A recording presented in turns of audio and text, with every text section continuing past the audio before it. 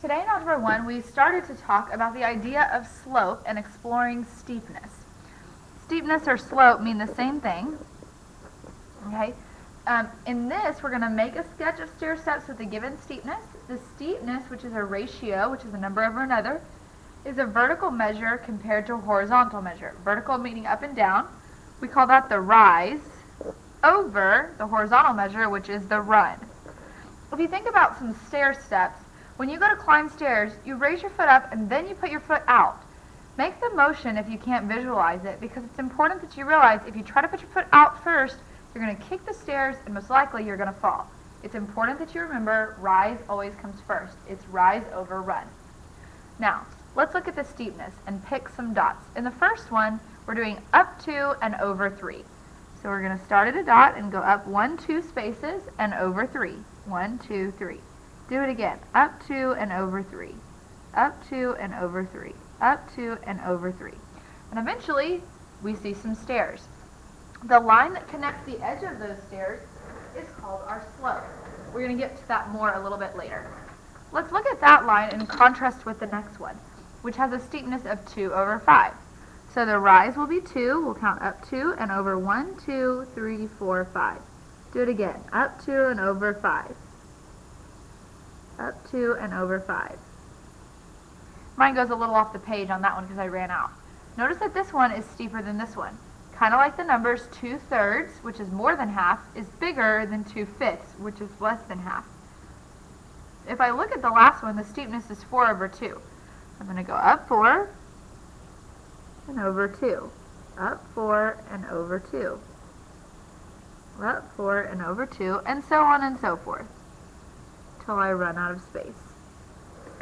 Also, that one is much steeper than the first, because 4 over 2 could be reduced to 2 over 1, which is a larger number. 2 is greater than 1/2.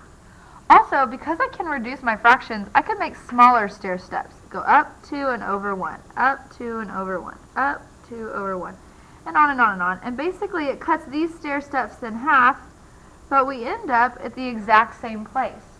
Think about when you climb stairs. The steeper the stair, the more pain you're going to have in your leg the next day, especially if we're climbing them over and over again or running up and down them.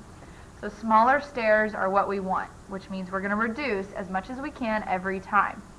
When I say reduce, I want you to put it in the lowest form possible, but keep a 1 on the bottom if it's a whole number so that you'll know to do rise over run. Let's look at a few more examples. The steepness here is up 3 over 1. Up 3 over 1.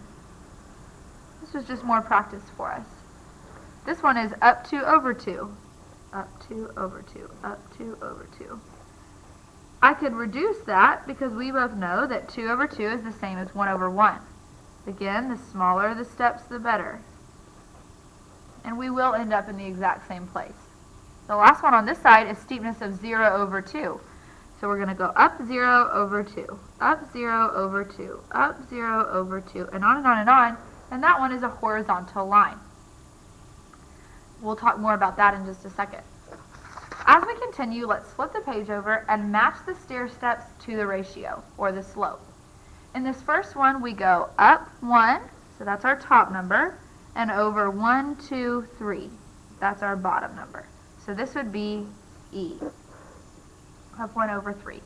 On this one, we go up 1, 2, 3, and we go over 1, 2, 3, 4, 5. So this would be answer choice B. You should continue on and make sure that you understand each one of these.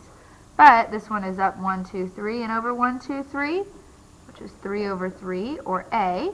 Of course, you should know by now that that one can be reduced. If we look at number 4, we're going up 1, 2, 3, and over 1, so that's 3 over 1, which is F. 2 left to go. This one we're going up 1, 2, 3, 4, 5, and over 3, which is answer choice D. And the last one is up 5 and over 5, which is answer choice C. Let's take a closer look at some with lines. So, here it says, determine the slope of the line that connects the point 0, 0, and 5, 8. It's important that you remember when you first started plotting points, and always when you plot points, the x comes first and then the y. So this is my x coordinate, this is my y. This is my x, this is my y. So far this has nothing to do with slope. This is an old concept. So let's go ahead and graph those points, 0, 0, and 5, 8.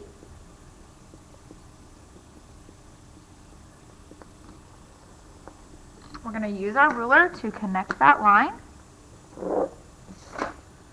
And then we're going to count our rise over run. We're just going from this point to this point. So let's count the stair steps. 1, 2, 3, 4, 5, 6, 7, 8. That's how many I had to go up to become even with this dot. So we have 8 over 1, 2, 3, 4, 5. And so our slope, which is called m, is 8 over 5. And m is just the letter that means slope. We'll talk more about that as we go on with this unit. Let's look at number 2. If I plot the point 1, 4, I'm going to make my x value 1 and my y value 4. The second one, my x value is 3 and my y value is 12. I connect my line. And hopefully you've noticed by now, each time I'm moving from left to right. So from here, I'm going to count up. 1, 2, 3, 4, 5, 6, 7, 8 steps up. So m equals 8 over 1, 2.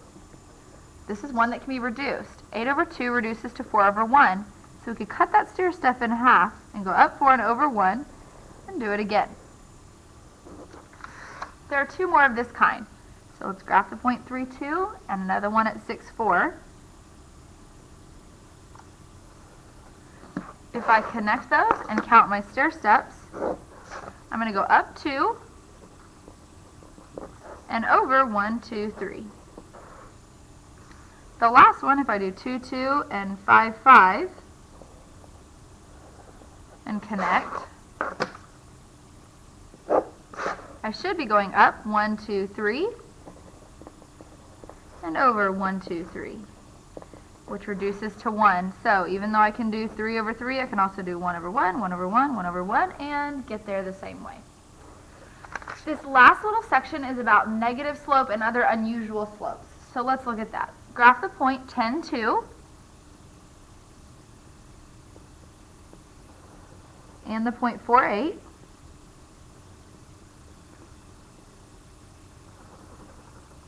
Connect those dots. And then, as always, we want to move from left to right. So starting here, I'm going to have to go down to get to this one. In the down direction means it'll be negative, okay? Because down is the way I represent negative. So I go down 1, 2, 3, 4, 5, 6 to become even. And then I go over 1, 2, 3, 4, 5, 6. My bottom number is always positive because I'm always moving in the right direction. I could reduce this one to negative 1 over 1.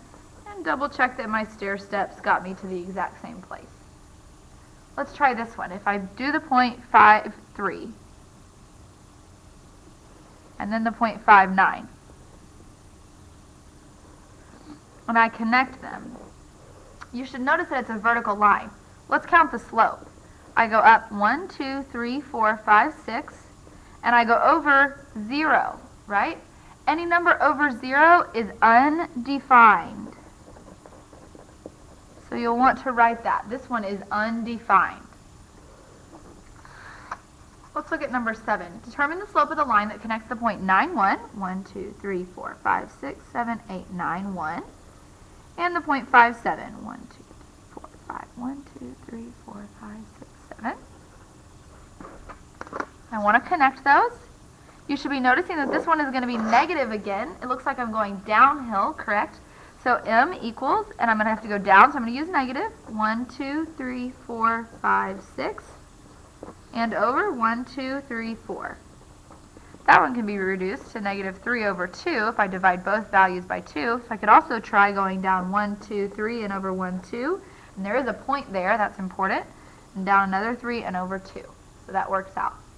The last one is to graph 3, 5, and 5, 5. Connect those. You'll notice that it's a horizontal line. And I go up 0 and over 2. If 0 is on top, the answer is 0. You'll be sure you want to write that when you get that value for an answer. The very last thing I want to show you is involving tonight's homework or today's homework. You're given this grid, and we're looking first to go from A to D. I'm going to suggest that you do not write on this grid and do a lot of counting here, because if you do, it's going to get really sloppy and hard to read. So just take your ruler and go from A to D. Going from A to D is the same as going from D to A, but we are always moving from left to right, so we'll start with D, and we count our rise over run, always up and down first. So we're up 1, 2, 3, 4. That's our rise over our run, which is 1, 2. And I can reduce that 1 to 2 over 1. Sorry, that came out of your view. Let's try the next one. Let's try number 3, from I to M. Find those 2 points. In this case, we're going from I to M. From I, we're going to have to go down. So put your ruler on the other side so that you'll be able to count that.